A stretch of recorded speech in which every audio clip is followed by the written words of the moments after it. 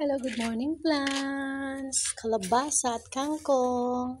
Harvestin na kita guys ha.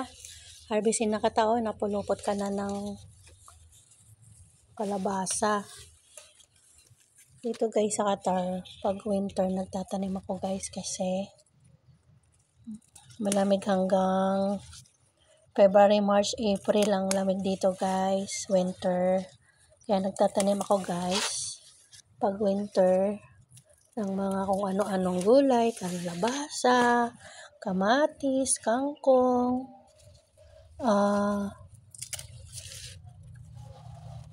sari-sari lang guys, kung ano lang pichay, ganyan. Ang taba-taba niya, di ba sobrang taba niya talaga guys. Ang cute naman ng aking mga kangkong guys. Ang taba-taba nila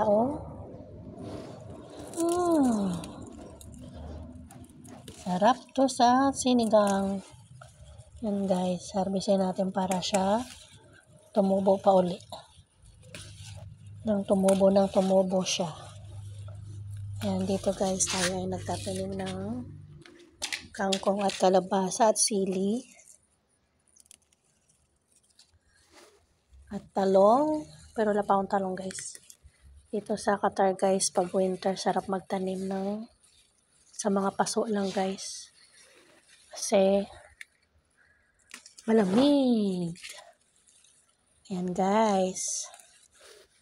Yan. Taba-taba ng mga kangkong ko guys. Kakatuwa naman ng mga tanim ko guys.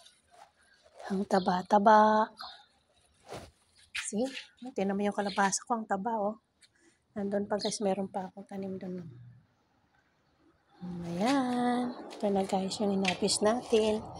Ayan.